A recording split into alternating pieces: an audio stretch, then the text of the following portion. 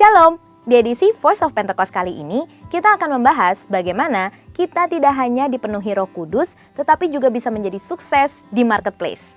Tidak sedikit orang yang bertanya, kenapa banyak orang-orang agnostik atau ateis yang lebih sukses daripada anak-anak Tuhan? Padahal, bukankah harusnya anak-anak Tuhan yang dipenuhi Roh Kudus lebih berprestasi dan lebih hebat?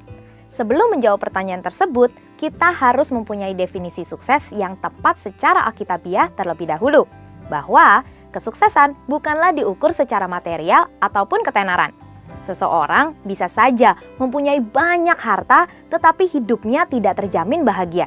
Contohnya, beberapa sumber dari media memberitakan Bill Gates yang adalah pendiri Microsoft tetapi setelah 27 tahun kehidupan pernikahannya berakhir dengan perceraian. Ada juga Jack Ma, pendiri Alibaba dengan kekayaan sebesar 52,1 miliar US dollar mengatakan bahwa hidupnya lebih bahagia saat ia bekerja sebagai guru dengan penghasilan kurang dari 12 US dollar per bulan. Salah satu orang terkaya di dunia, Elon Musk, pun berharap dia bisa bebas dari insomnia. Dalam Markus 8 ayat 36-37 berkata, "Apa gunanya seseorang memperoleh seluruh dunia tetapi ia kehilangan nyawanya? Karena apakah yang dapat diberikannya sebagai ganti nyawanya?" Jadi, jika kesuksesan kita tidak didasarkan oleh kebenaran firman, kita bisa saja sukses tetapi memiliki hidup yang hampa dan tidak bahagia. Jadi, kesuksesan sejati diukur dari bagaimana kita bisa menggunakan karunia dan bakat dari Tuhan dengan maksimal untuk kepentingan kerajaan Allah. Kalau saudara tahu, kisah Bunda Teresa selama lebih dari 47 tahun ia melayani orang miskin dan yatim piatu, serta menjalankan 610 misi di 123 negara. Beliau adalah seseorang yang sukses dan memberi dampak, tetapi tidak memiliki harta apapun. Maka dari itu, kita sebagai anak-anak Tuhan harus menemukan terlebih dahulu profesi yang sesuai dengan talenta yang diberikan oleh Tuhan dan secara maksimal menggunakan talenta tersebut. Ada 4 kemungkinan kenapa anak-anak Tuhan belum mencapai kesuksesan secara alkitabiah padahal diri mereka telah dipenuhi oleh Roh Kudus. Yang pertama adalah anggapan sempit bahwa Roh Kudus hanya mengurus hal-hal rohani. Padahal itu tidak sesuai dengan yang difirmankan Allah dalam kitab Keluaran 35 dan 39, di mana Roh Kudus memenuhi Bezalel dan Aholiab dengan keahlian dan hikmat untuk suatu pekerjaan khusus. Roh Kudus juga bisa memenuhi kita dengan keahlian dan hikmat untuk suatu pekerjaan khusus. Yang kedua, memiliki mentalitas yang salah, yaitu kemalasan dan kurang bekerja keras. Kita tidak boleh hanya bergantung pada doa, tetapi malas bekerja. Tuhan mengingatkan kita agar tidak terjebak dalam kemalasan seperti dalam Amsal 6 ayat 6. "Hai pemalas, pergilah kepada semut, perhatikanlah lakunya dan jadilah bijak." Yang ketiga, anggapan keliru mengenai marketplace sebagai hal yang duniawi. Padahal, Tuhan bisa memakai orang-orang Kristen bukan hanya dalam gereja, tetapi menjadi dampak di marketplace. Dan yang keempat, pemahaman keliru mengenai kedatangan Tuhan yang kedua kali, sehingga hanya menanti secara pasif dengan meninggalkan hal-hal yang tidak berkaitan dengan rohani, sehingga mereka kehilangan daya saing. Padahal, di 2 Tesalonika 3 ayat 6-7, Paulus menegur orang yang lalai melakukan pekerjaannya. Maka dari itu, haruslah kita memiliki paradigma yang baru bahwa kesuksesan diukur dari bagaimana kita bisa menggunakan karunia dan talenta khusus yang diberikan Tuhan. Sehingga kita bisa menjadi dampak di marketplace dan nama Tuhan bisa dipermuliakan. Jadi, marilah kita rindu untuk terus dipenuhi Roh Kudus dan berlari pada tujuan panggilan surgawi. Saudara, untuk penjelasan lengkapnya dari tim teologi kami, silahkan klik link yang ada di atas atau scan QR Code yang tersedia. Tuhan Yesus memberkati. Haleluya, puji nama Tuhan. Shalom Bapak Ibu Saudara. Saya percaya hari ini kita semua bersuka cita, amin. Amin. Mari kita sambut hadirat Tuhan, sambut kebaikan Tuhan dengan hati yang bersyukur. Mari kita tundukkan kepala, mari kita satu dalam doa, kita berdoa. Terima kasih Tuhan Yesus, buat kebaikan-Mu, buat kemurahan-Mu, buat anugerah Tuhan yang selalu Tuhan limpahkan dalam hidup kami Tuhan Yesus. Pagi yang indah ini Tuhan, kami bawa hati kami bawa hidup kami bawa sembah kami, pujian syukur kami Tuhan. Terima kasih Tuhan Yesus, Kau urapi setiap kami Tuhan. Layakan setiap kami Tuhan untuk menikmati hadirat-Mu, berjumpa dengan Engkau pribadi secara pribadi Tuhan Yesus. Terima kasih Tuhan Yesus, kami rindu Tuhan ibadah ini Tuhan bisa memberkati setiap kami Tuhan. Memberikan kami kekuatan, memberikan kami pengharapan, sukacita damai yang berlimpah Tuhan Yesus. Terima kasih Tuhan Yesus.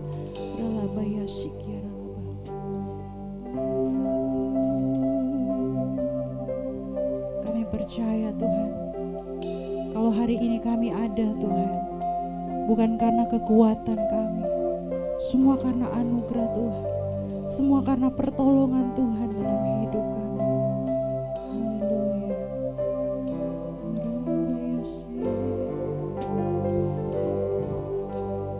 Bukan dengan kekuatanku ku dapat jalani hidupku, tanpa Tuhan yang di sampingku ku tak mampu sendiri. Engkaulah kuatku yang menopangku, ku pandang wajah-Mu dan berseru, pertolonganku datang dari-Mu.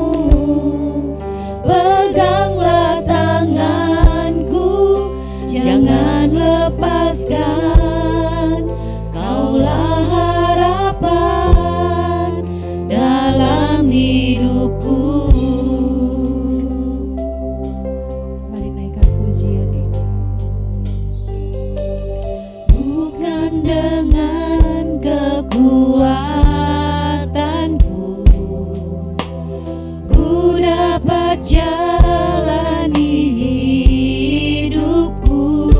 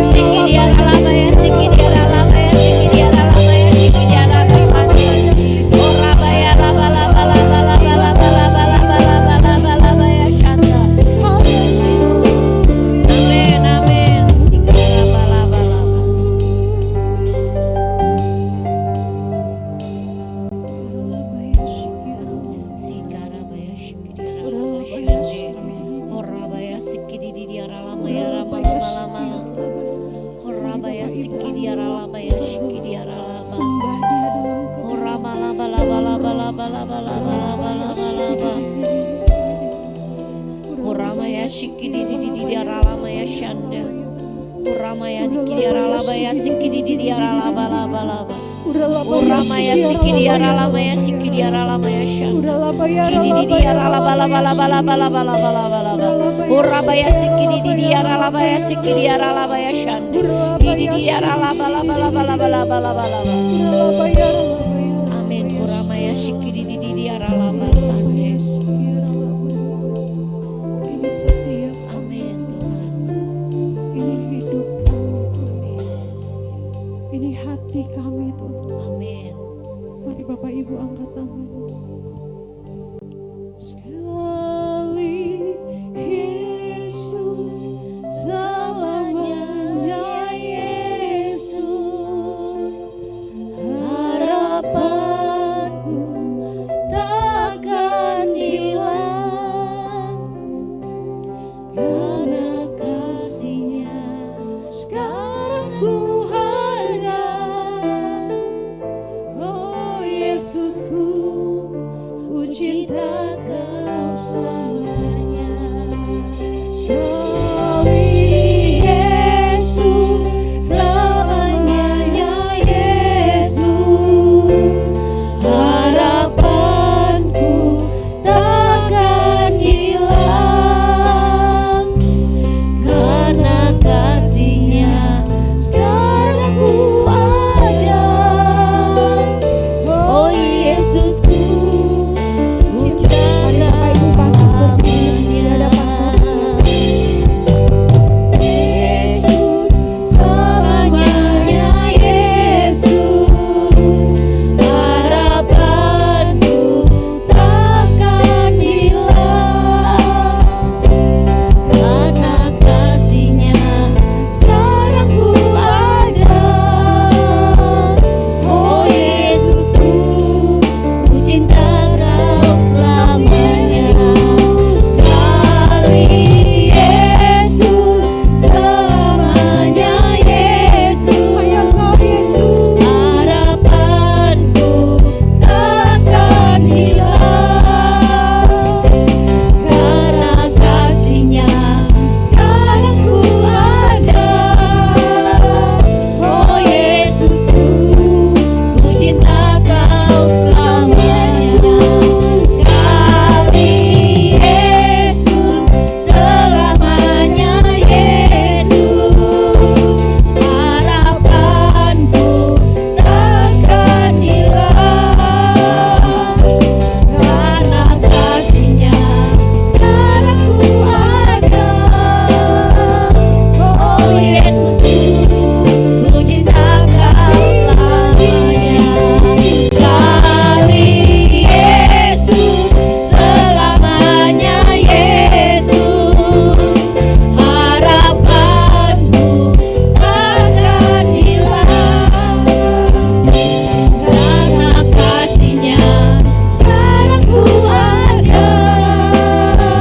Oh Yesusku, ku cinta Kau selamanya. Oh Yesusku, ku cinta Kau selamanya. Oh Yesusku, ku cinta Kau selamanya. Amin. Haleluya. Haleluya. Amin. Kau selamanya. Amin. Sebab itu Tuhan, kami akan menari, kami akan bersuka cita Yes. di hadapan-Mu Tuhan, karena kami Amin. percaya Engkau hadir di tempat ini Benar, memberkati Tuhan. setiap Benar. kami Tuhan. Amin. Di dalam nama Tuhan Yesus, mari umat Tuhan yang siap menari untuk Tuhan sama-sama katakan amin. Sorakan haleluya.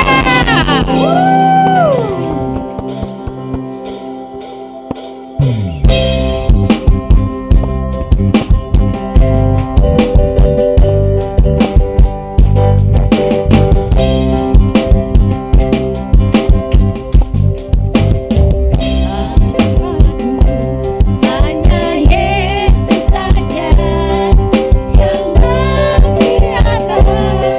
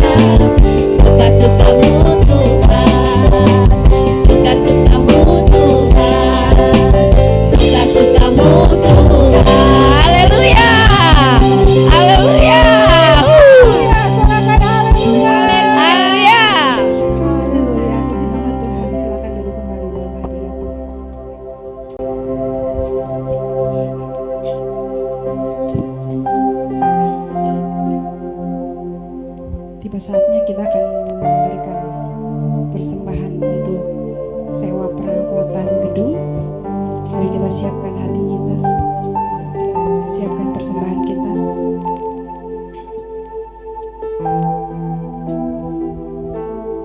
Sebelumnya kita akan satukan hati kita, mari kita berdoa. Terima kasih Bapa, kami bersyukur Tuhan buat hadirat-Mu, buat kebaikan-Mu untuk kami semua Tuhan. Waktunya Tuhan kami akan memberikan yang terbaik, memberkati gereja ini Tuhan. Kiranya Kau memberkati setiap apa yang kami tabur Tuhan. Kau memberkati tangan-tangan yang memberi Tuhan. Terima kasih Tuhan Yesus, Kau balas berkat yang berlimpah bagi tangan-tangan yang telah memberi. Terima kasih Tuhan Yesus, dalam nama Yesus kami berdoa dan mengucap syukur. Haleluya. Amin.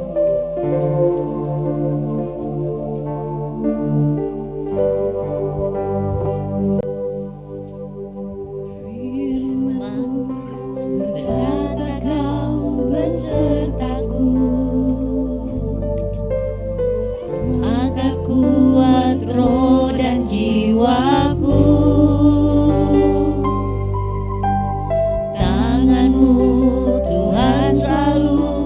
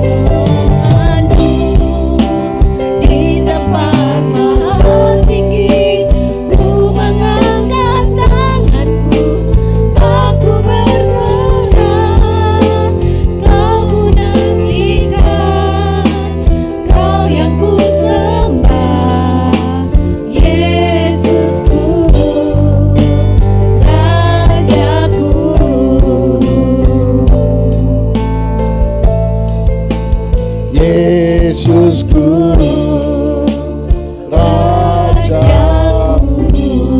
Terima kasih Tuhan, terima kasih kesempatan Kau berikan bagi kami untuk kami duduk diam mendengar firman-Mu. Dalam nama Yesus kami siap mendengar firman-Mu. Haleluya. Amin. Amin. Silahkan duduk, Tuhan memberkati saudara. Iya, saya pernah lihat di mana ini?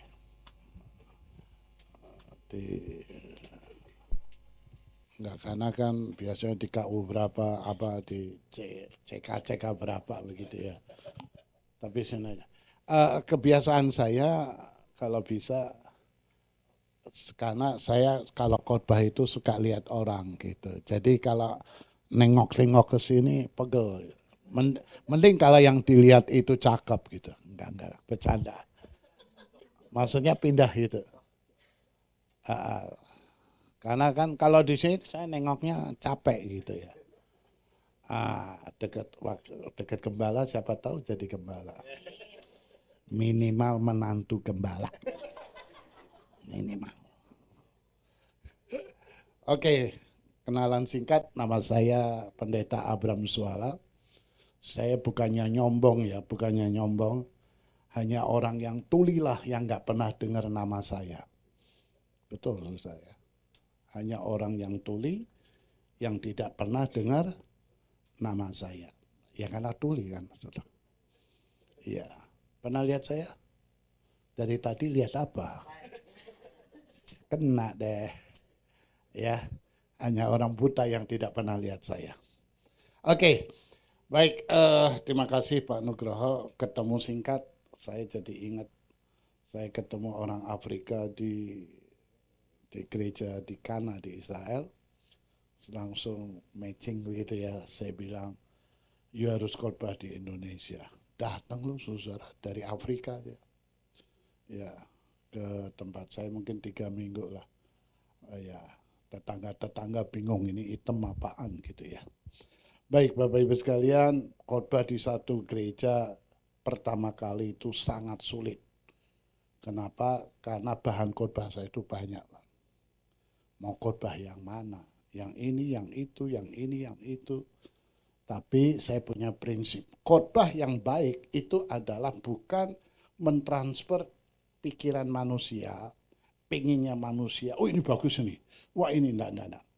Khotbah yang baik adalah hamba Tuhan itu mampu menangkap isi hati Tuhan dan disampaikan kepada saudara. Itu yang paling sulit. Kalau tafsiran itu gampang, apalagi zaman sekarang. Google kalah dengan apa yang sekarang itu? AI itu ya. Itu. Tinggal kalau ngetik susah ngomong aja. Saya mau khotbah pengharapan. Lalu poin-poinnya itu ada saudara. Sekarang gampang itu. Ya, makanya Menteri Pendidikan bilang udah nggak usah ada disertasi, nggak usah tesis. Orang mau bikin tesis apa? Tinggal ngomong aja, tinggal ngomong saudara. Bukan ngetik lagi, tinggal ngomong itu keluar semua datanya. Bisa. Ya. Jadi saudara, makanya jemaat itu ya, kalau ada pendeta khotbah, itu jangan banyak kritik, tapi banyaklah doa. Tuhan, supaya hamba Tuhan ini bisa menangkap isi hati Tuhan. Sampaikan kepada jemaat. Karena saya nggak tahu kebutuhan Anda apa. Kalau nggak tahu, takutnya dikasih yang berkelas ataupun mahal, Anda nggak suka. Waktu saya pacaran dengan pacar saya sekarang, istri saya itu, biasa kalau pacaran kan perginya ke restoran yang mahal. Ya, lalu pilih-pilih apa banyak, itu ketahuan. Makanya saya kalau ke restoran, saya bisa lihat ini orang lagi pacaran atau sudah menikah itu ketahuan dari ordernya. Kalau ordernya banyak itu masih pacaran. Tapi kalau satu jenis saja yang diambil, itu udah menikah orang itu. Jadi ciri-cirinya ketahuan. Ya, bukan iri Bu, nggak punya duit ya. Iya. Ya, tapi kalau pacaran nggak punya duit, ngutang di mana-mana gitu. Apa, pokoknya banyak. Itu lagi pacaran gitu. Ya, dan saya ajak ke restoran yang mahal gitu kan. Dia nggak mau menyentuhnya.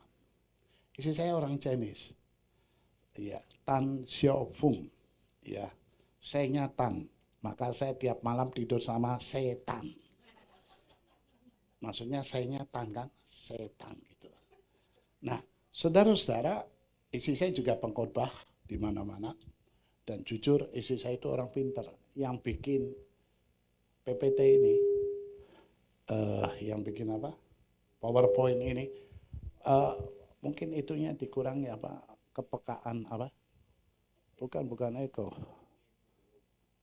Gain, ya. Jadi saudara-saudara, istri saya pintar, jadi yang bikin begini, ya jago banget gitu. Makanya nyari istri yang pintar, udah nikah, cari istri yang pintar, ya. Kayaknya anak gembala pintar dah. Kok merinding kamu? Ini momen yang dia suka, mengarahkan jadi mantu begitu. Undangan jangan lupa ya. Ini bukan nubuat, ya ini sebuah perintah. Jadi saudara-saudara, istri saya orang pintar. Kenapa saya bilang pintar? Ini bukan subjektif, objektif. Kenapa saya bilang istri saya pintar? Yang pertama, karena dia mau saya nikahi. Hanya wanita bodoh lah yang menolak cinta saya. Ya, jadi istri Bapak pintar kan? Iya, karena mau dinikahi. Yang lain goblok gitu. Nah, yang kedua, istri saya itu pintar bikin PPT ini ada ayat-ayatnya. Jadi kalau nanti saya khotbah, lalu Anda pegang handphone, dan ketika pegang handphone, saya nggak akan suzon. Jangan-jangan dia lihat Alkitab. Nggak mungkin, ayat Alkitabnya ada di sini, mau ngapain loh? Pinter ya saya. Jadi menghalangi jemaat buka handphone sambil dengar khotbah. Kan kadang-kala kita khotbah, dia buka handphone, oh jangan-jangan dia buka ayat nih, ya nggak? Lo ayatnya kalau udah di sini mau lihat apa? Itu pasti lihat Facebook atau Instagram atau yang lain. Pinter ya, makanya cari ya. Wanita yang pintar adalah anak gembala. Balik lagi ke situ. Oke, kita langsung aja ya, pengharapanku. Oke, lagu yang tadi dinyanyikan tuh berirama dangdut tuh, itu sudah ada dari tahun 70 itu. Ya, saya remaja itu udah nyanyi lagu itu tuh. Ya. Klik, silakan. Ya, klik lagi. Ini waktu saya naik Gunung Sinai, saudara. Oh enggak ya. Ada nggak? Coba diklik. Oke. Pengharapanku. Saudara, ada seekor katak yang ingin atau terjebak di dalam sebuah tanda kutip lah tabung. Saudara, dia berusaha untuk naik atau lepas dari tabung itu susah sekali. Tapi rupa-rupanya dia melihat secara satu sinar begitu. Dan itu menguatkan dia untuk terus. Dan akhirnya katak ini lolos dari jebakan tabung itu. Ya, klik silakan.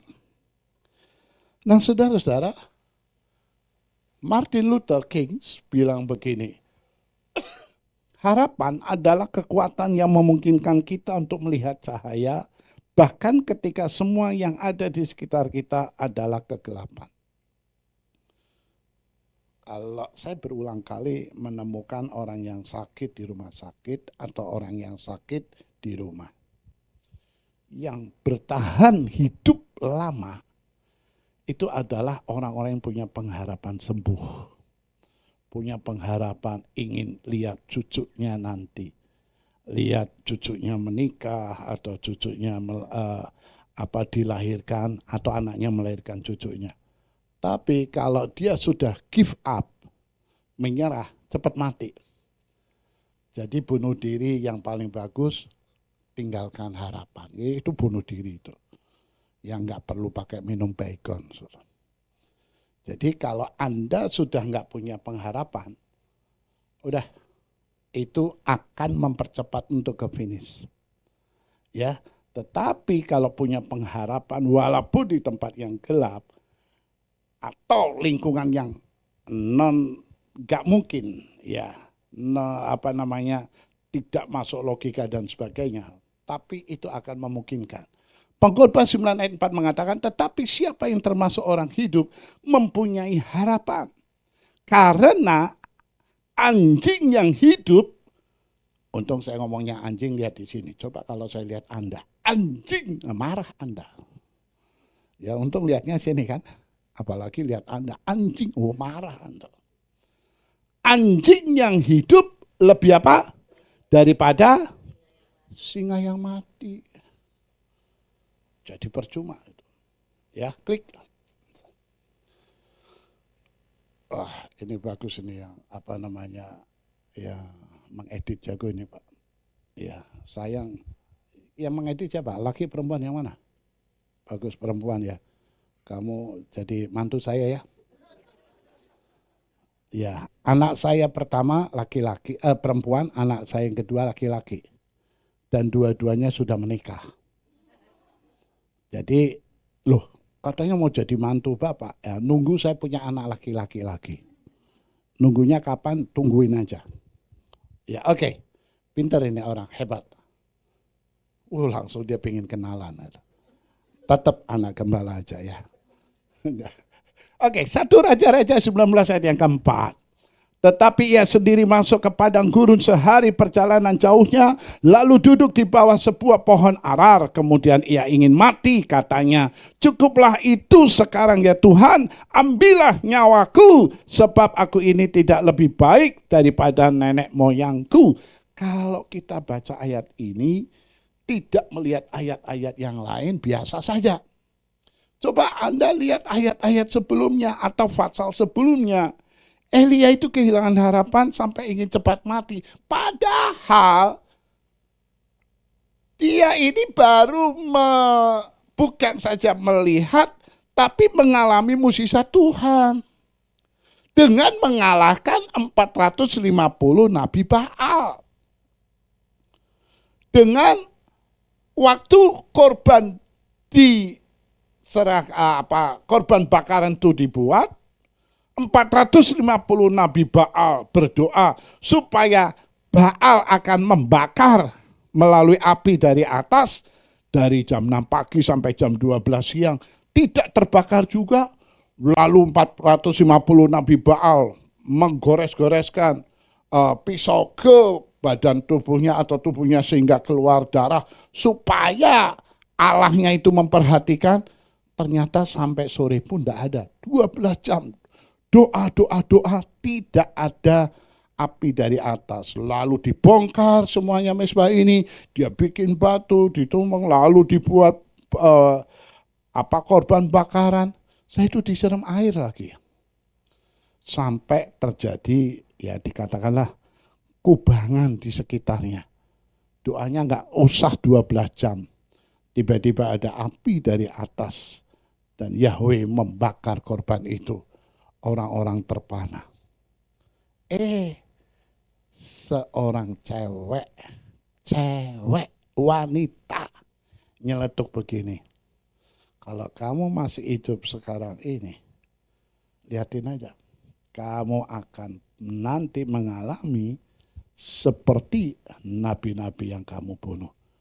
Cewek cuma ngomong begitu, cewek satu lagi ketakutan.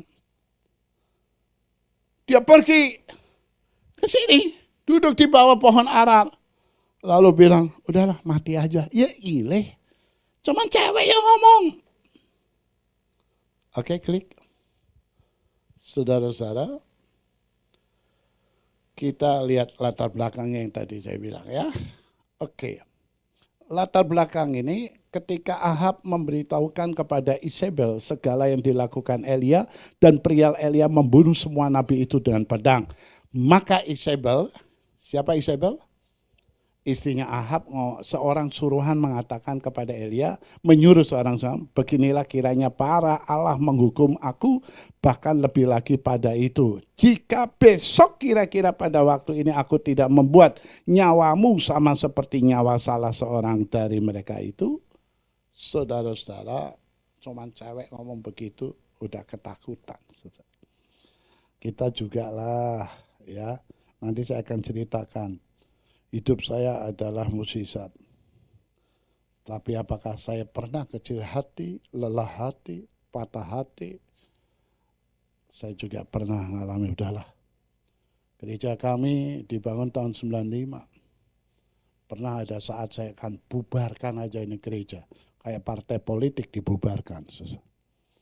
Dah lelah.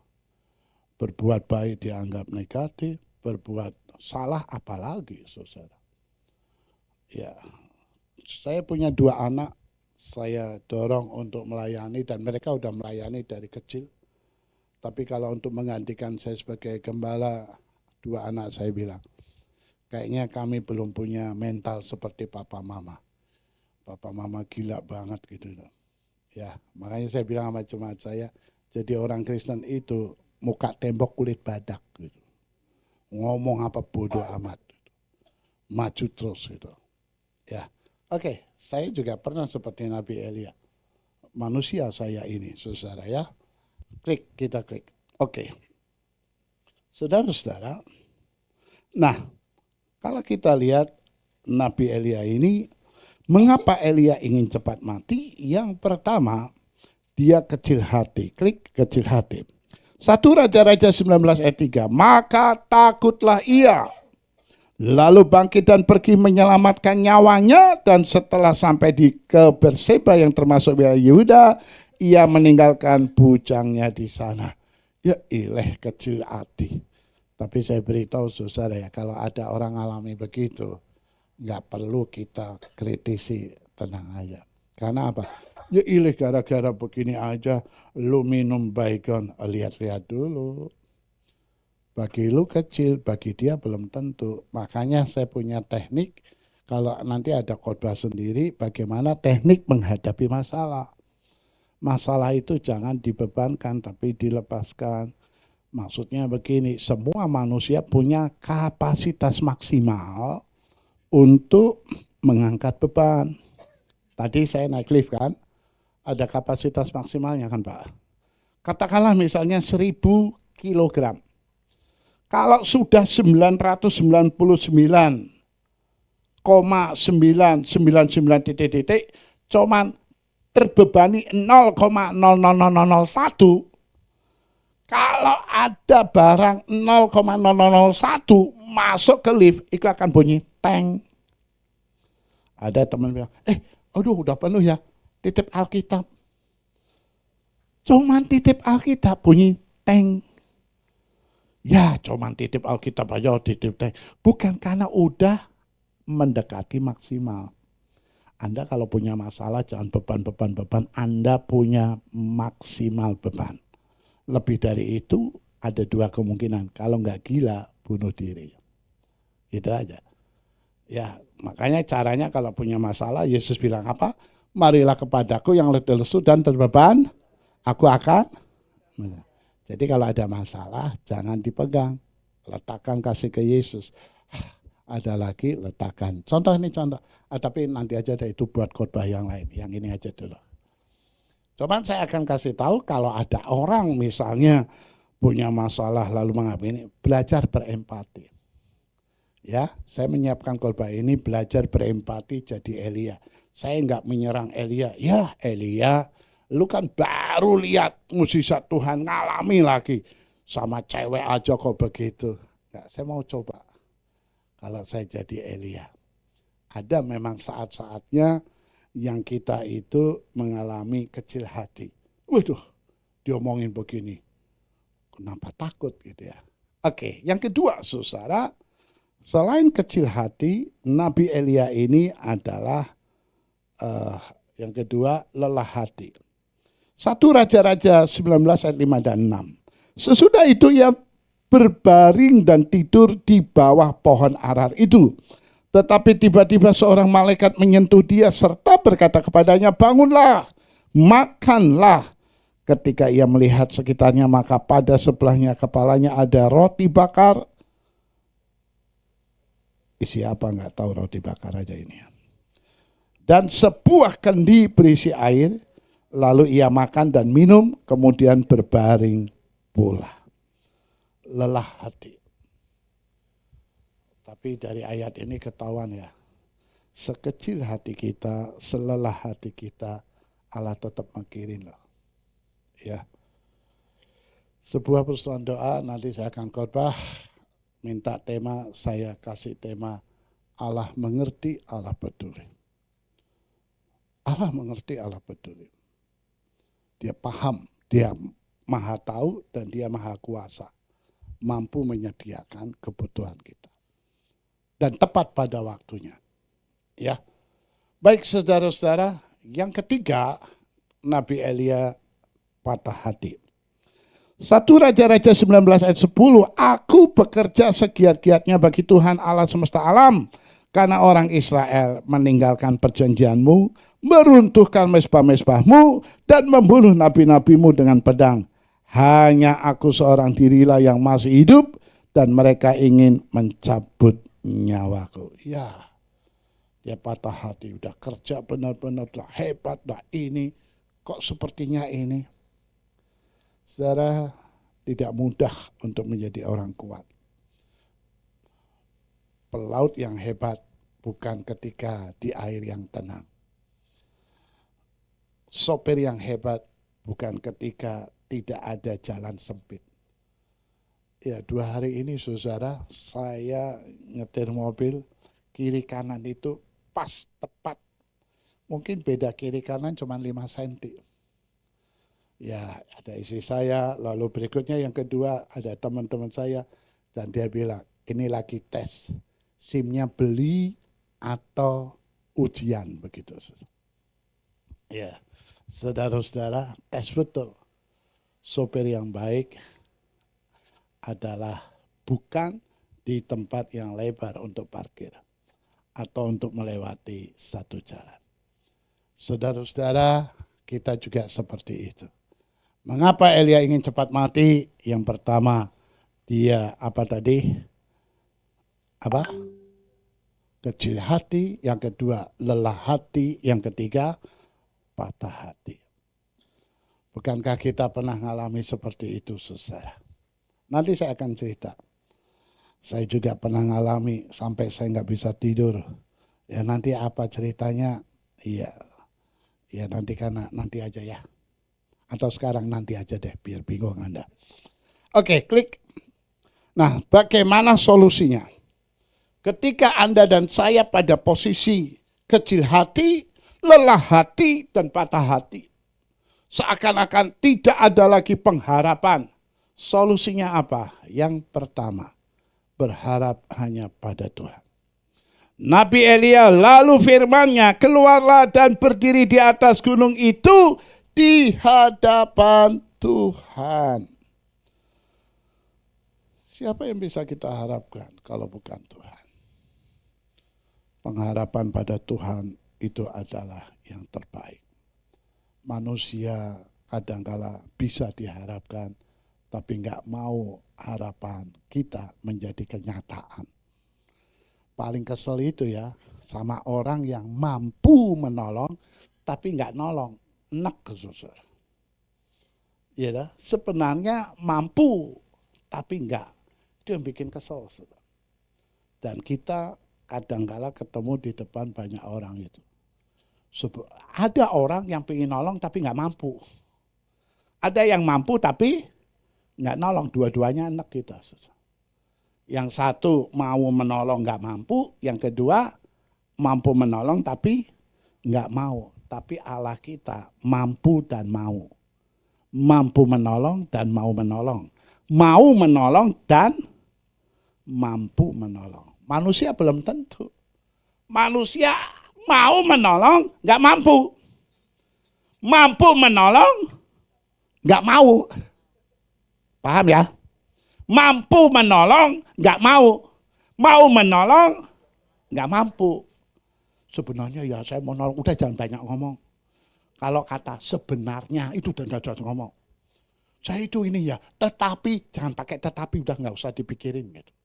Pokoknya kalau ada tetapi atau sebenarnya itu nggak usah didengerin loh. Itu ujung-ujungnya nggak nolong gitu loh. Itu ujung-ujungnya nggak enak. Iya tuh. Sebenarnya ya saya udah jangan banyak ngomong gitu. Cukup kalimat di situ, pegel juga di telinga dengerin.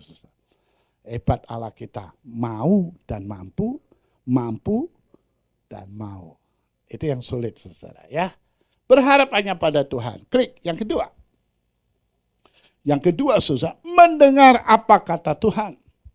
Firman Tuhan kepadanya, pergilah, kembalilah ke jalanmu melalui padang gurun ke Damsyik, dan setelah engkau sampai, engkau harus mengurapi Hazael menjadi raja atas Aram. Coba ikuti suara Tuhan, jangan suara yang lain. Suara Tuhan itu bisa langsung, bisa dari pembacaan ayat, bisa dari dengar khotbah, macam-macam. Cuman saya ingin kasih tahu, kalau you punya masalah, sedang kecil hati, lelah hati, patah hati, harus minta nasihatnya, dengar yang positif. Seorang majelis gereja,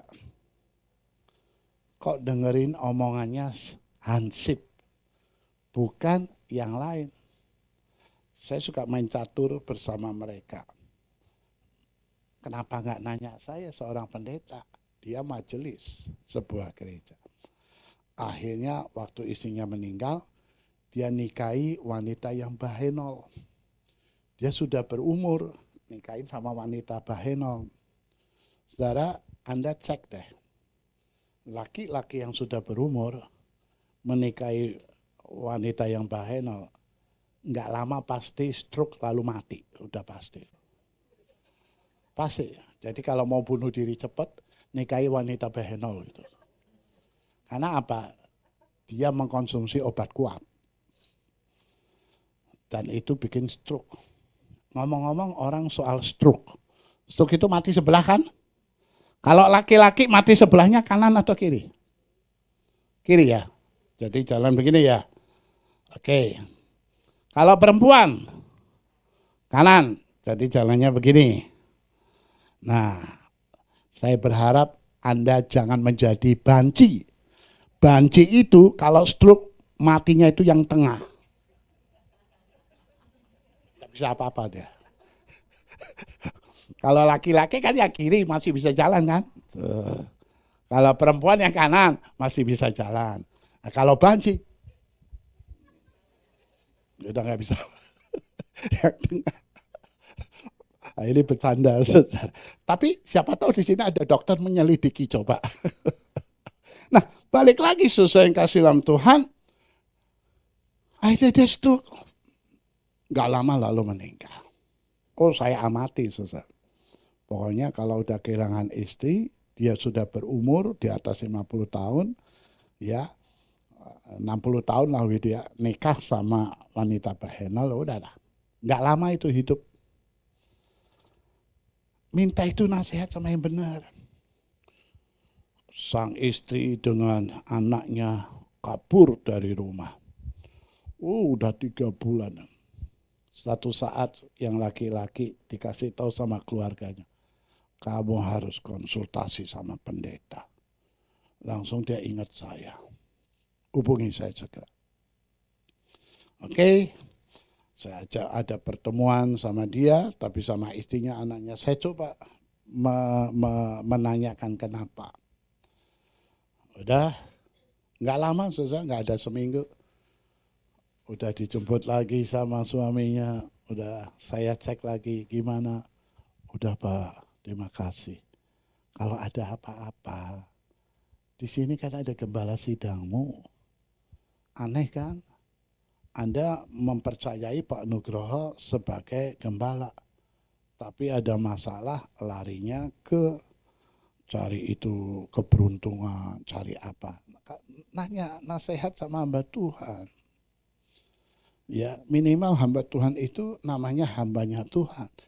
Memang ada hamba Tuhan yang cari keuntungan, tapi jangan gara-gara ada satu hamba Tuhan yang cari keuntungan merusak yang 99 hamba Tuhan yang lain. Ya, ada hamba Tuhan yang nggak benar, nabi palsu juga ada, uang palsu juga ada. Tapi jangan gara-gara nabi palsu, hamba Tuhan palsu merusak hamba Tuhan yang benar gitu loh. Ya, jadi tanya konsultasi. Ini ada orang pacaran, ya pacaran, 2 orang itu bagus. Nanya ke saya, ada masalah nanya, saya ceritain, oh begitu. Jadi dengar suara Tuhan itu macam-macam. Bisa langsung, ya Samuel gitu kan. Bisa juga bukan yang langsung, dari pembacaan ayat, dari renungan harian, ya dari dengar khotbah. Saya di Australia khotbah, saudara. Saya doa Tuhan yang mana ini? Khotbah 2 kali pagi sore. Saya biasanya kalau diundang khotbah misalnya ke Singkawang, itu ada 6 kali khotbah. Saya siapkan 12 bahan khotbah.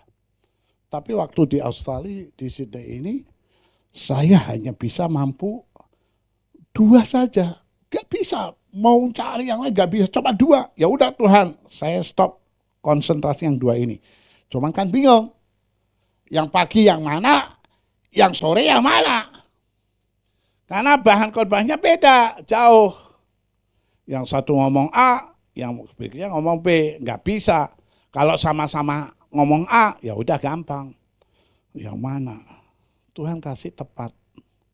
Jadi yang pagi sama yang sore. Ketika saya khotbah, puji Tuhan, ada banyak tanggapan.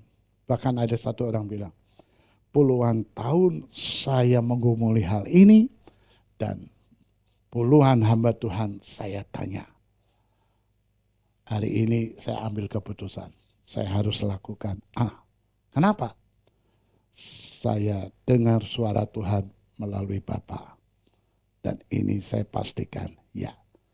Dengar suara Tuhan.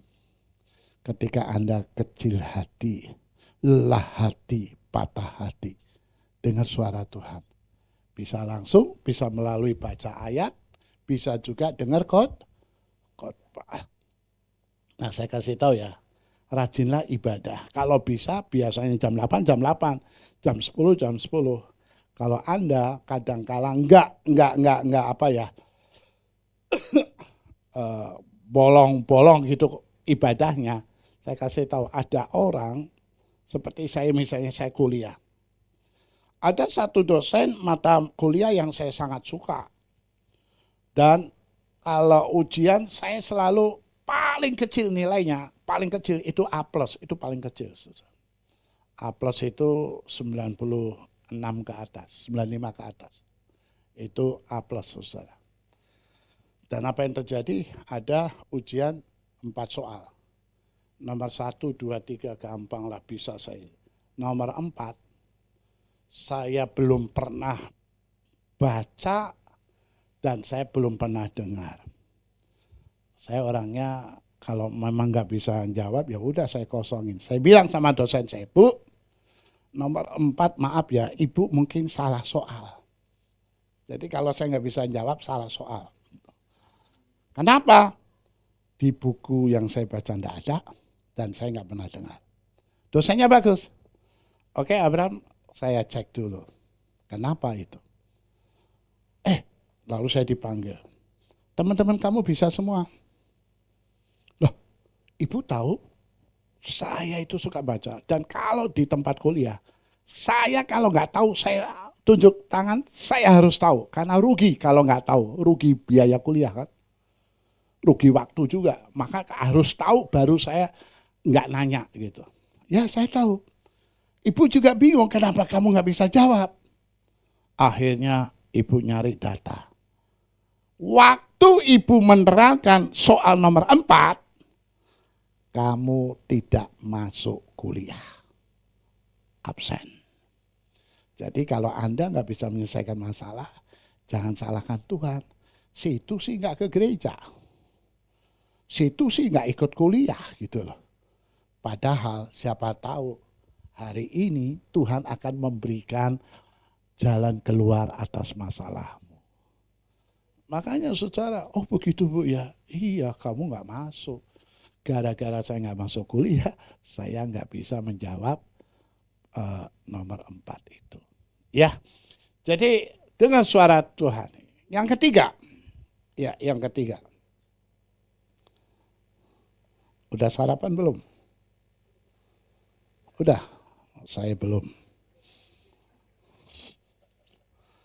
Oke, lupa di mobil aja ada itu saya lontong atau apa. Mau makan di jalan, tadi banyak urusan.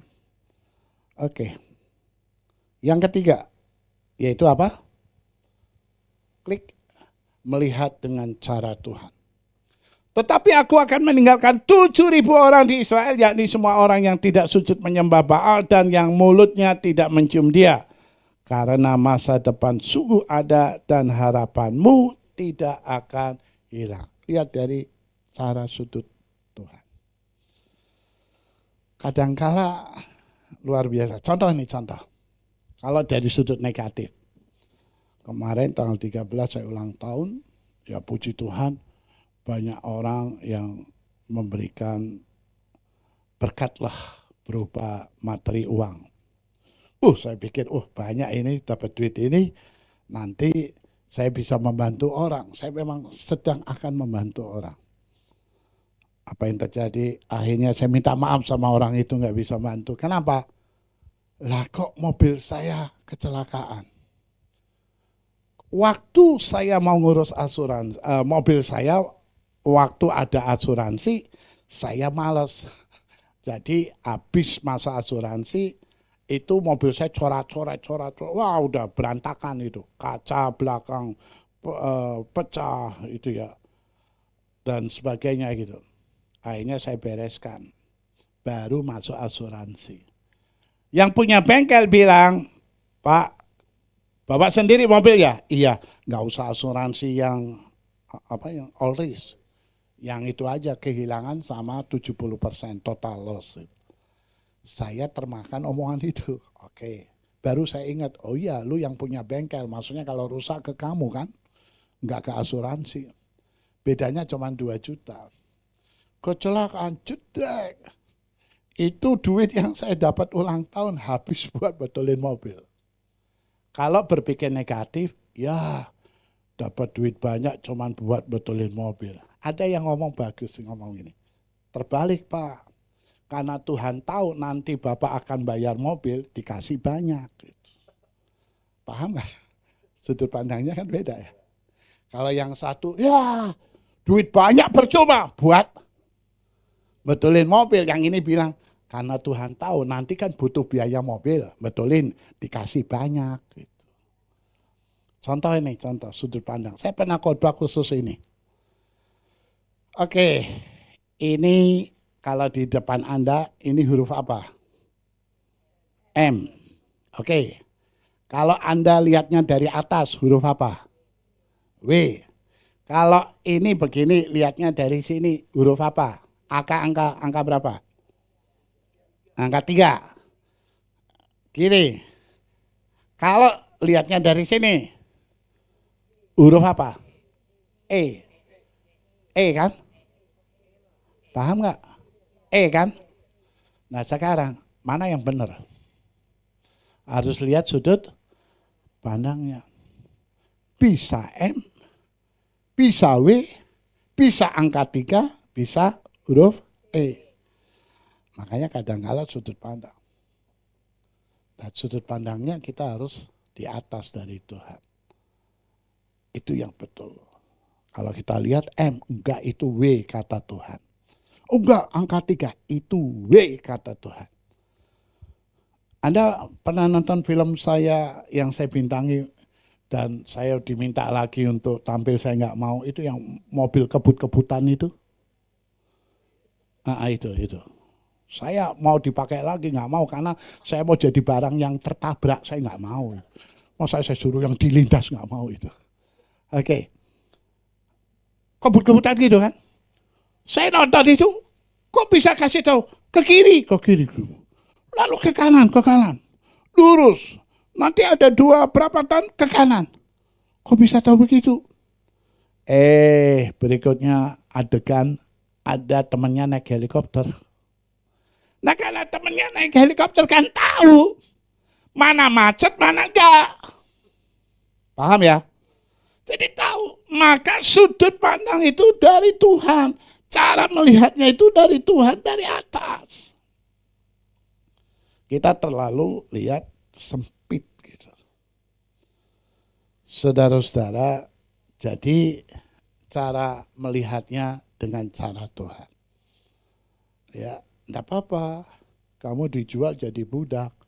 Kan nanti kamu ketemu nanti sama Potifar. Enggak apa-apa kamu difitnah. Ketika kamu difitnah, masuk penjara. Oh saya kan benar kok masuk penjara. Tenang aja. Gara-gara di penjara kamu ketemu siapa? Salah, ketemu narapidana yang lain. Oh ya betul juga. Ketemu juru makan dan juru minum. Supaya kamu ada akses ke raja. Akhirnya kamu jadi orang kedua. Gara-gara kamu jadi orang kedua, kamu bisa menyelamatkan Yakub dan seluruh keluargamu. Tenang aja.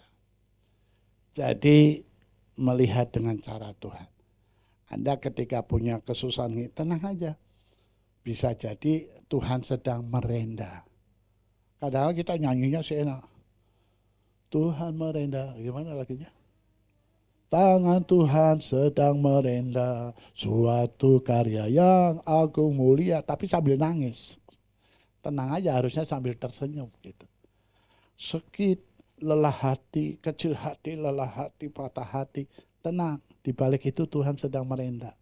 Tapi yang penting pengharapan itu jangan sampai hilang. Ya, oke, hampir selesai. Oke, lanjut, klik.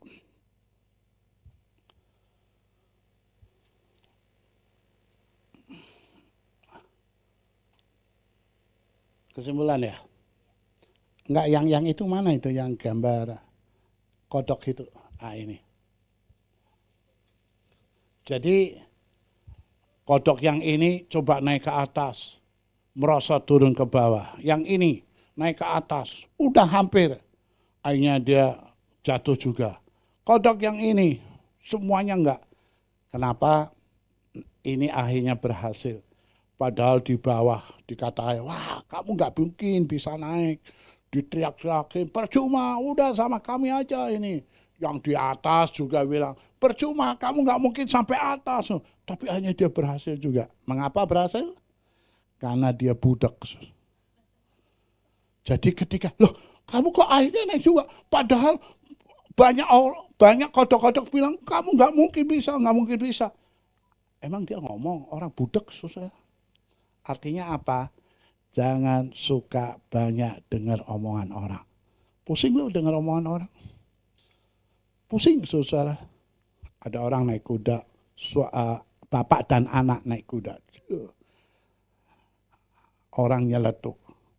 Manusia nggak tahu pri kebinatangan. Binatang satu dinaiki 2 orang. Bapaknya bilang, nak dengar tadi? Iya pak. Oke, papa turun ya. Kamu yang naik kuda, papa jalan. Ada yang nyeletuk, anak kurang ajar. Bapaknya suruh jalan, anaknya naik kuda. Dengar gak anak? Dengar, gantian. Kamu yang jalan kaki, papa yang naik kuda. Omongannya apa? Anak kurang apa? Bapak kurang ajar. Bapaknya naik kuda, anaknya suruh jalan kaki. Nah, kita jalan bareng. Dituntun kudanya. Orang nyeletuk, orang goblok. Ada kuda nggak dinaikin, mampus deh dia pusing. Saudara. Dinaikin salah, nggak ada yang salah. Pendeta juga serba salah. Pendeta gemuk dikatain nggak pernah puasa. Pendeta kurus dikatain apa yang dimakan tidak menjadi berkat langsung dibuang. Nggak ada yang jadi daging. Pendeta nggak punya anak dikatain Tuhan mengutuk rahim istrinya. Pendeta banyak anak dikatain nggak tahan nafsu. serba susah, pusing. Pendeta pakai mobil, ini betul, saya pernah khotbah pakai mobil. Bapak pendeta nggak alkitabiah, maksudnya, loh, kok naik mobil itu jemaat susah-susah jalan kaki, naik angkot, pendetanya naik mobil, nggak alkitabiah, maksudnya yang alkitabiah yang gimana? Ya itu kayak di Alkitab, ya gimana? Ya kayak Yesus, ya gimana? Naik keledai. Lah kalau saya dari Cengkareng ke sini naik keledai. Goblok itu orang. Saya kalau naik keledai sampai jam berapa ke sininya? Saudara-saudara, repot saudara. Pendeta pakai jam tangan. Wih, pamer kekayaan. Jujur ya, saya lebih suka kalau saya jadi jemaat, pendeta saya kaya. Saya nggak mau mengkritik. Saya bangga kalau pendeta kaya. Anda jangan berpikir pendeta itu ya harus menangis biaya kuliah anak gimana, mikirin dana Natal gimana, pembangun stres begitu. Cepat mati itu pendeta. Maka pendeta kaya berbanggalah. Iya tuh, mobilnya Alphard. Walaupun Anda mobilnya itu tuh Grand Max. Grand Max itu adalah mobil yang Alphard yang dikutuk Tuhan. Gak, ini bercanda. Jangan ngomongin di luar, saya ditangkap nanti.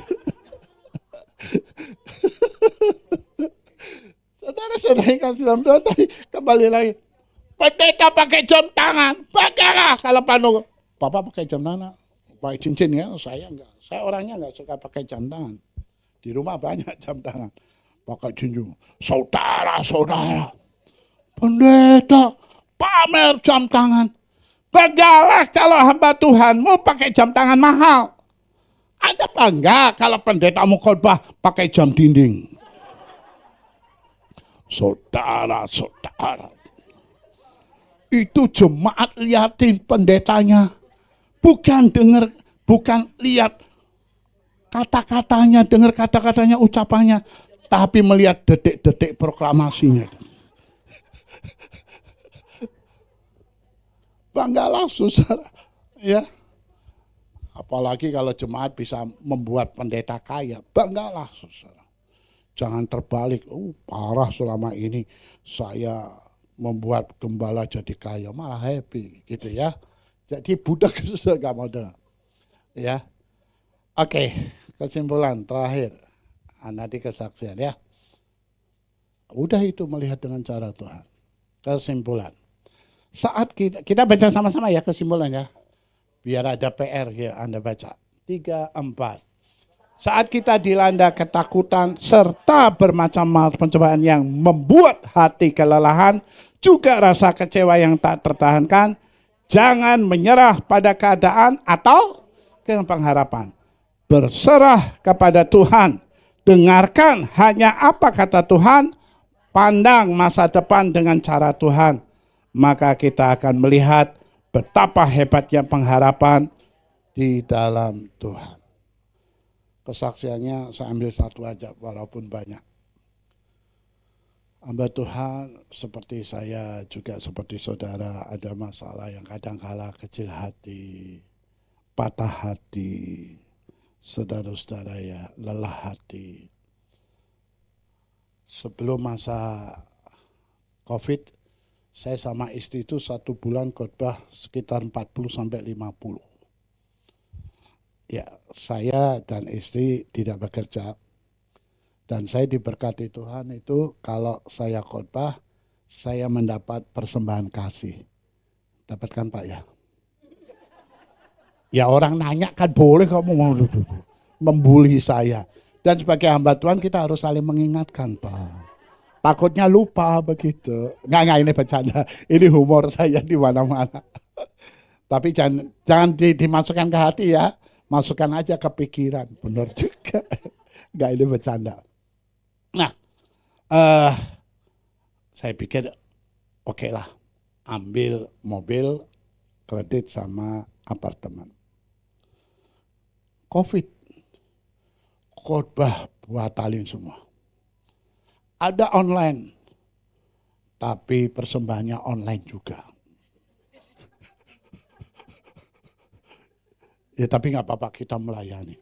3 bulan kemudian, satu saat saya nggak bisa bayar apartemen dan tidak bisa bayar mobil.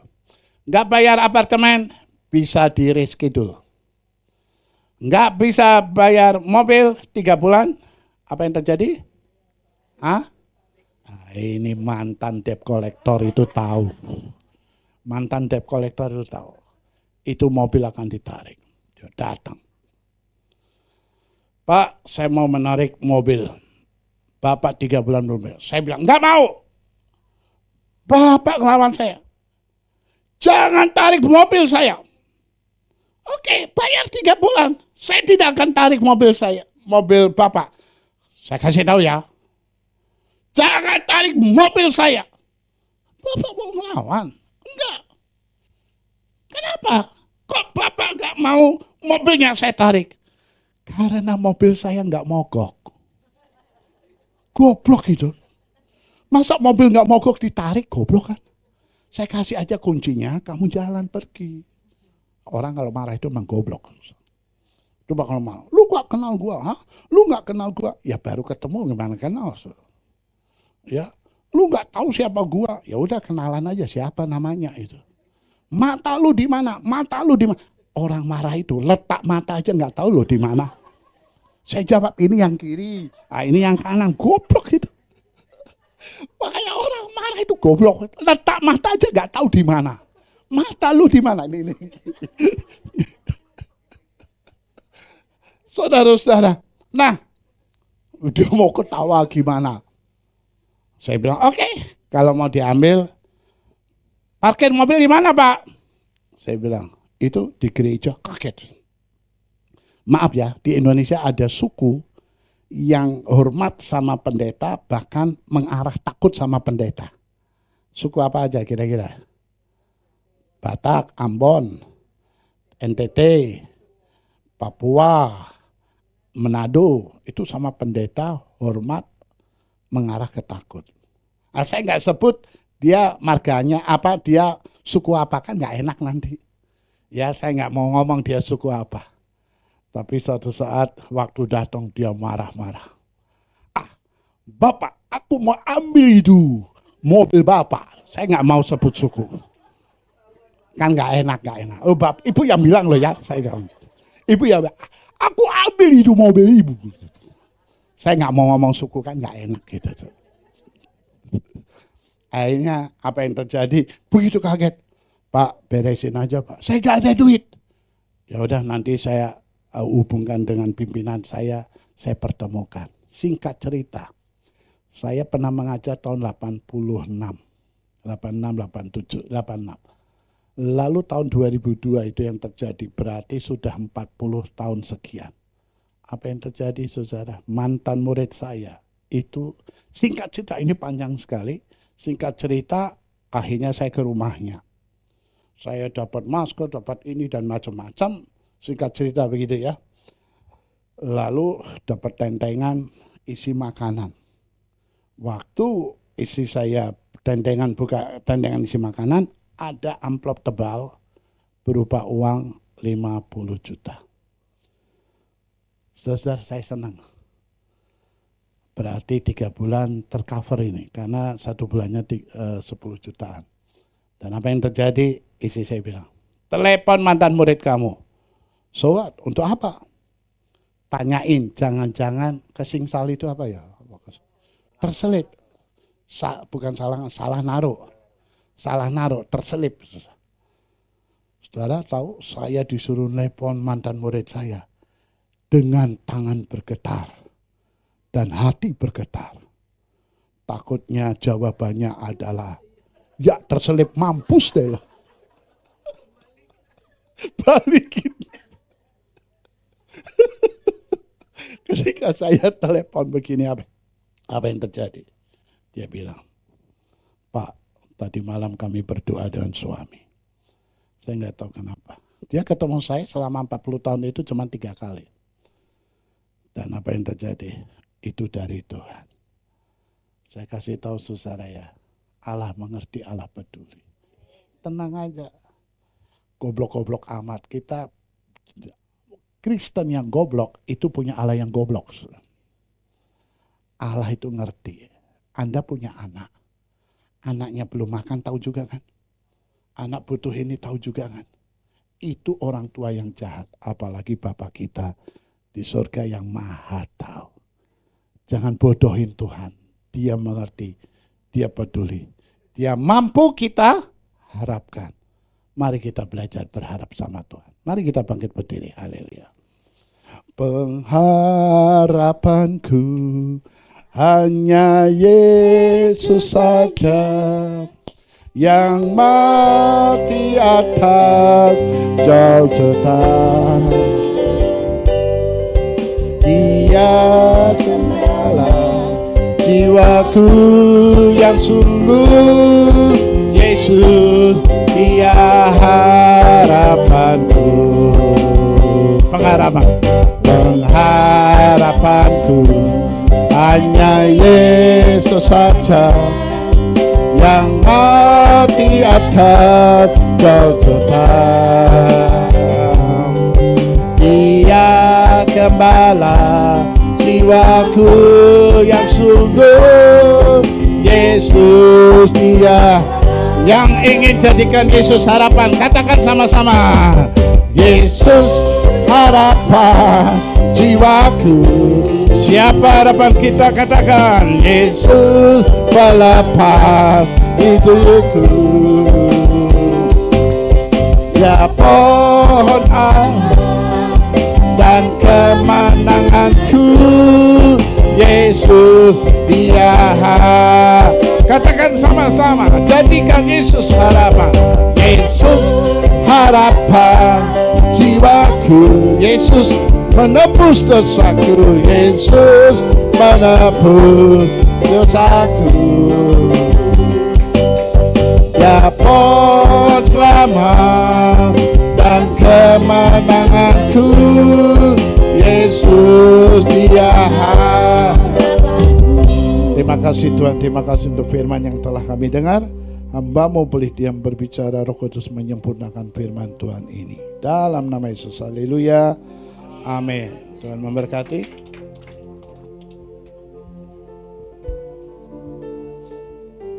Puji nama Tuhan. Berapa banyak kita yang diberkati oleh firman Tuhan hari ini. Haleluya, haleluya. Saatnya kita akan menabur untuk,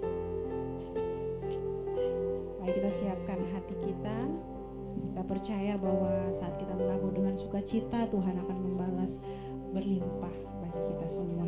Mari kita tundukkan kepala, kita berdoa. Terima kasih Tuhan Yesus buat kebaikan-Mu, buat firman-Mu siang hari ini. Kami sangat diberkati Tuhan Yesus. Tiba saatnya kami akan memberikan persembahan syukur. Kami akan memberkati gereja ini Tuhan. Kiranya persembahan kami Tuhan dapat menjadi berkat bagi gereja ini Tuhan. Terima kasih Tuhan Yesus, Kau memberkati tangan-tangan yang memberi, Kau berkati berlimpah-limpah. Terima kasih Tuhan Yesus, dalam nama Yesus kami berdoa dan mengucap syukur. Haleluya, amin. Aku diberkati, aku dilimpahi, karena Allah sanggup untuk menyediakan. Aku diberkati, aku dilimpahi atas sempurna anugerah Tuhan bagiku. Aku diberkati, aku dilimpahi karena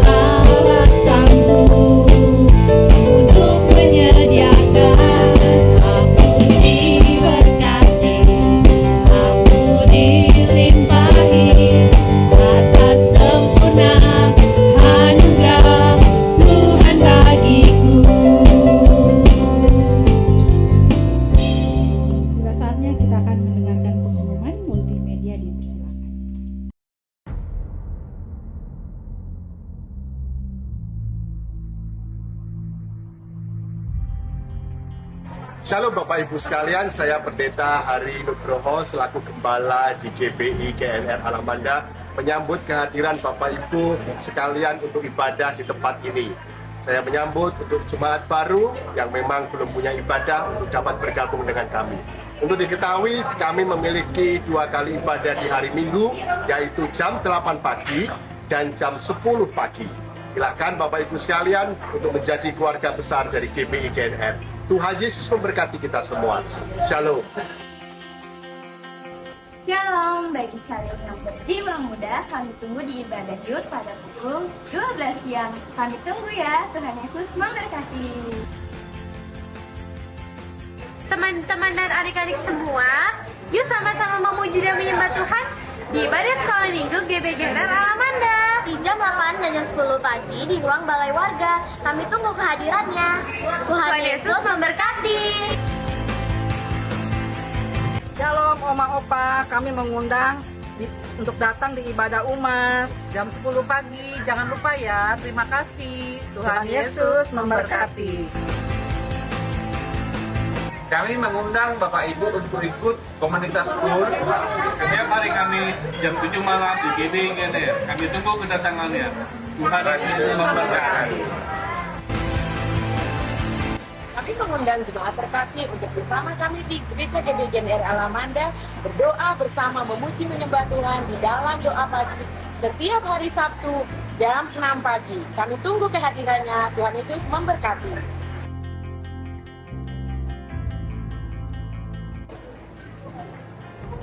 Untuk persembahan umum, perawatan gereja dan perkeluhan, Bapak Ibu dapat mentransfer melalui rekening biasa yang tertera di bawah ini atau melalui QRIS dan mesin edisi yang telah kami sediakan. Tuhan memberkati. Shalom jemaat yang diberkati Tuhan, kita semua diberkati dengan kebenaran firman Tuhan yang menumbuhkan dan menguatkan pengharapan kita. Kami atas nama Bapak Gembala di tempat ini beserta seluruh jemaat mengucapkan terima kasih kepada Bapak Pendeta Suala Abraham Suala. Tuhan Yesus memberkati. Kami menyambut jemaat yang baru pertama kali bersama kami ibadah di tempat ini. Barangkali ada, silakan melambaikan tangan. Puji nama Tuhan, jemaat yang setia. Kembali kami ingatkan bagi jemaat yang ingin mengajukan KKJ, silakan menghubungi pengerja ya untuk mengumpulkan syarat-syaratnya. Tuhan Yesus memberkati. Mari sebelum kita mengakhiri ibadah, saya undang jemaat bangkit berdiri. Kita akan mengakhiri dalam doa. Bapa, kami mengucap syukur Engkau dahsyat, Engkau luar biasa Tuhan. Kami merasakan kasih-Mu, kuasa-Mu pagi hari ini. Terima kasih Bapa, terima kasih Yesus. Tuhan, kami telah diberkati dengan kebenaran firman-Mu. Biarlah setiap firman yang ditabur Tuhan, kami memiliki pengharapan di dalam Engkau. Kami tidak akan kecil hati, kami tidak akan lelah hati, dan kami tidak akan patah hati. Karena Tuhan Yesus satu-satunya pengharapan kami bersama kami di dalam nama Tuhan Yesus. Terima kasih Aba, terima kasih Tuhan. Engkau memberkati anak-Mu, hamba-Mu yang menyampaikan isi hati-Mu kepada kami. Tuhan, terima kasih Engkau mempertajam telinga hati kami Tuhan, telinga rohani kami Tuhan, sehingga kami boleh mendengar suara Tuhan dan kami boleh pulang membawa berkat firman untuk kekuatan kami di dalam kehidupan kami sehari-hari. Terima kasih Tuhan, berkati hamba-Mu, berkati anak-Mu, berkati keluarganya, berkati pelayanannya, pekerjaannya Tuhan. Engkau yang membuatnya Tuhan naik semakin naik di dalam nama Tuhan Yesus. Terima kasih Bapa, kami mengucap syukur juga ibadah kami pagi hari ini. Engkau memberkati dari awal pertengahan sampai pada akhirnya kami boleh kembali ke tempat tinggal kami masing-masing Tuhan. Engkau memberkati kami Tuhan, keluarga kami semua aman di dalam perlindungan Tuhan. Kami juga mengucap syukur Tuhan untuk pelayan-pelayan-Mu yang ambil bagian pagi hari ini. Dari Bapak Gembala kami Tuhan, semua worship leader, imam musik, multimedia, guru-guru sekolah minggu, pakai kami lebih lagi Tuhan, urapi kami lebih lagi di dalam nama Tuhan Yesus untuk melayani Tuhan pekerjaan-Mu di gereja-Mu di tempat ini. Terima kasih Tuhan untuk jemaat yang Tuhan boleh kirimkan untuk boleh beribadah kami secara onsite di tempat ini. Apapun keadaan mereka Tuhan, setiap pergumulan, setiap doa mereka, Engkau Tuhan yang menjawab, yang memberikan pengharapan baru di dalam kehidupan mereka. Engkau Tuhan yang mendengar Tuhan, lebih dari apa yang mereka doakan, lebih dari apa yang mereka minta Bapa, di dalam nama Tuhan Yesus. Yang sakit sudah sembuh, yang hilang pengharapan sudah dikuatkan Bapa, di dalam nama Tuhan Yesus. Bahkan Tuhan membukakan pintu-pintu berkat terbaik Tuhan, di dalam nama Tuhan Yesus. Kami ucap syukur Tuhan untuk gereja kami Tuhan, Bapak Gembala Pembina Rohani kami, sampai kepada Gembala Tuhan Rayon kami Tuhan, Bapak Insinyur Nikonjo Traharjo dan Bapak Kiki Tuhan, dan juga Gembala kami di tempat ini. Kau memberkati, Kau melindungi mereka, bahkan keluarga besar mereka semua aman di dalam perlindungan Tuhan. Kami mengucapkan berkat juga untuk bangsa kami, bangsa Indonesia. Shalom Indonesia, diberkatilah Engkau Indonesia, diberkatilah, damailah ada di bangsa kami, bangsa Indonesia. Setiap pulau-pulau, bahkan setiap proses kejadian di bangsa kami, ada Tuhan Yesus yang mengawal bangsa kami.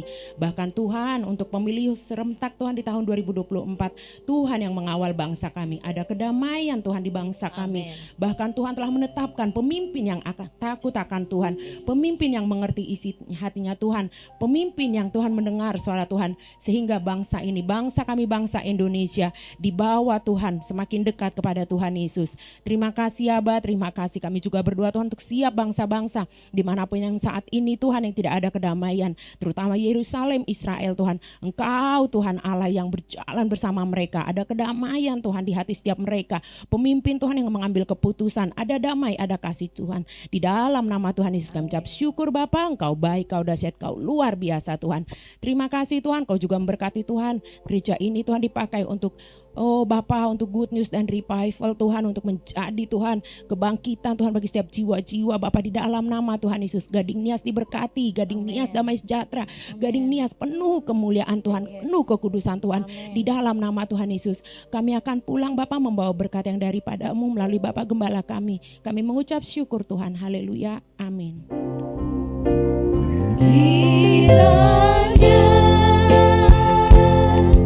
Engkau memberkati aku berlimpah-limpah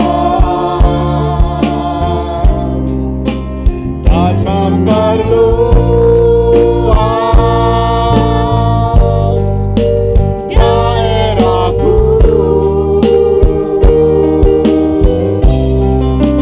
dan kiranya tanganmu menyertai aku dan melindungi aku daripada malapetaka,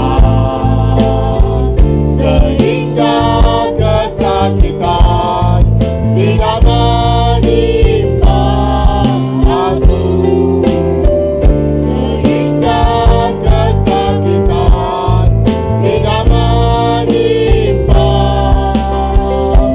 aku. Mari kasih Tuhan, mari angkat tangan kita. Kekasih-kekasih Allah, pulanglah.